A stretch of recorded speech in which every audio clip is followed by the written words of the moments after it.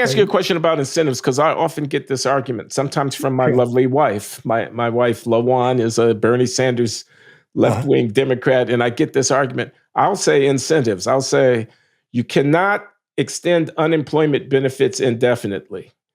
Yeah. You have to have a date certain termination. If it's 1 year, maybe in a recession, it should be 18 months.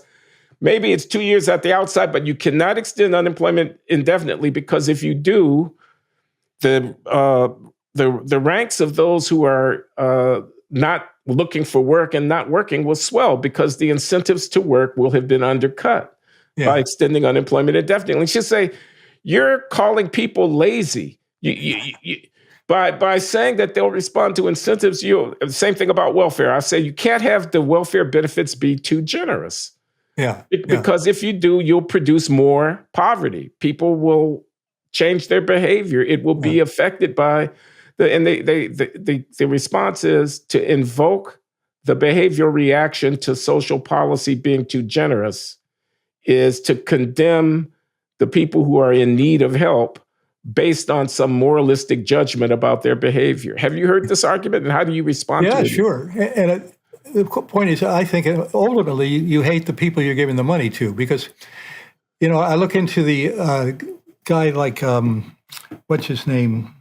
Summers, not Arthur, not Larry, but Arthur Summers, who I don't know gets on what makes people happy, and he says, one of the reasons he criticizes economics, he says they're all about cost versus benefit. Cost is the labor, benefits what you can spend it on.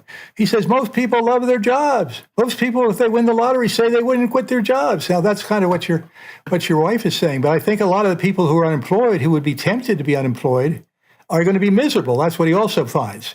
If people don't have a job, they don't have those relationships they get from ordinary, regular contact with people. 40% of Americans say they're lonely. That's amazing. And they're going to be lonely. They're not going to have enough to do, and they're going to miss seeing people and feeling that they're somehow doing important work. And he finds that even people with low-income jobs say, most of them, I would keep my job even if I got a whole lot of money.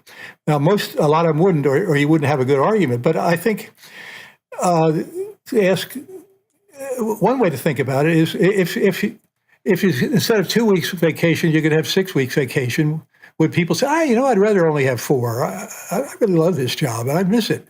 That doesn't happen very much. That works for your wife, right? Or it works for you. And when you couldn't say, well, there's going to be a lot less produced then. And they're not going to think about that in the global sense, just in their own wallet. But I would say it's very easy for people to be lazy. I mean, it's that's why parents have to tell them so much. You got to work. You got to work for the future. You got to do the lawn because you're going to have to do something else later. You got to do your homework, or you're going to be doing the lawn forever. You want to do the lawn forever? All right, you better go out and get a good grade. Then I can tell you, then you'll be able to get something better. We have to have incentives to get ordinary, nice people to do what adults think they ought to do and would make them happier in the long run. And that's why Arthur Brooks is so interesting, I think, because he says unemployed people, no matter how much welfare they get, are not happy people. And therefore, that's what I'd throw back to your wife. And one thing I wish people were doing, good labor economists like you ought to get into it, there were studies after welfare reform. Some of them said, I know, so I read them, that the people who were on welfare reform and then got jobs were glad they got off and got jobs, even though it wasn't paying a whole lot more. If we could get that kind of evidence, then we'd know whether you or your wife are right, I think. Because I didn't read the whole literature, and maybe this was the odd paper, but I don't think it was. I think if it's true that unemployment makes people miserable, then getting a job where they feel they're doing a good job, that's another thing that makes people happy, according to Brooks. You're feeling pretty good at my job. You don't have to have a college degree. If you're a baker and you're good at your job, think of how many smiles you get. You got those brownies this time. Good for you. Hey, I'll have 3 of those, All these people smiling at your good work. And he says people who think they're doing a good job at their job are happy. Statistically, he could say they're 40% more happy than people identical to them in all other ways, but they're not happy with their job and they don't think they're particularly good at it. So I think his work is really interesting, and that would be something you and your wife should both read, I think. I think you win Arthur the argument. Brooks. Arthur Brooks. I'll consider it. What do you make of nuclear power? Well, I'm not an expert, but I make my first cut is to say, I mean, are we rational in our decision making about availing ourselves of that technology? And does economics have anything useful to say about that question? That's what I'm I trying think to it ask you. does, because it looks at, well, what's the alternative? How many people die in coal mines? We haven't had a nuclear. How many people have died in nuclear accidents or living near a nuclear power station? That's why that physicist wanted to find out there was only one. If the whole country lived for a year within 20 miles of a nuclear power station, one person would die. People who live in Denver, far more died just from the soil. I wonder how many in Denver even know that. But I think we overdo it. It's again trying to get things that where there's no risk. What are the alternative risks? All this pollution, all the people die from pollution. And of course, you can say, well, we don't need all the things we buy and so on. Well, the people who buy them think they need them. And I think they're probably right that a lot of the things we don't need and the most important things to life, this is what I get into more in my critique. The psychologists also get into this. They say it's friends and family, relationships. And the worst problem we have is loneliness. 40% of Americans think we're lonely. Gives me a chance just to dig at economists. One way that I think is important. Meals on Wheels? Yes. There's a program. You take meals around, a hot meal, and economists say, what is this? A whole apparatus just to give people hot meals? Give them some money, they go buy some Stouffer's. And it's interesting to talk to the people who deliver the hot meals. I didn't talk to them, but there was articles written about them. They say, if you saw how happy people were when I come there with a meal, their smiles like, oh, Elizabeth, thank you so much. Come in and talk a while, will you? Some of them haven't talked to anybody in a week. Yeah, these are people who are shut in, not so mobile, elderly, and so. What do you really get benefits from? It's not just the meal that's being delivered. It's also some social contact. Yes, exactly. That's true. Now I'm sitting here thinking we're talking about incentives and markets, that the healthcare sector of the U.S. Economy, any economy for that matter, it's huge. I don't know, 15% of U.S. GDP, something like that. And I don't see prices anywhere in the decision-making about whether a surgery should be undertaken. I mean, eventually the bill will be paid because there's no free lunch, as we know. Yeah. Right. But the patient is not sitting with a calculator asking whether or not the marginal benefit and the marginal cost. The physician and so on is making a decision. Insurance companies are making decisions about what they'll cover and what they won't.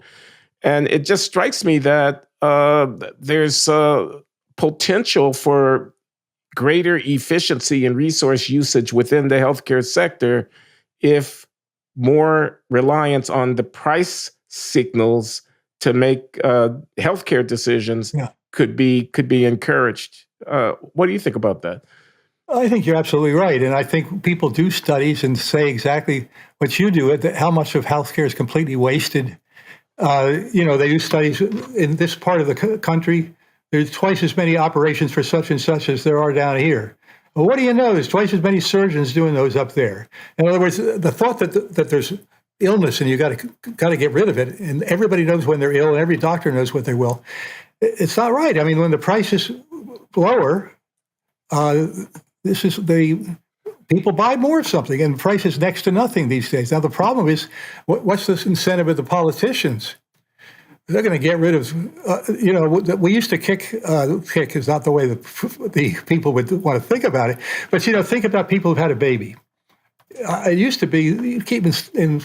Make sure they're all right, let them get recovered a little bit, 4 or 5 days, might be fine. Now I think you're kicked out or told you want to go because you're healthy in a day and a half. Now, when that kind of change happens, people object.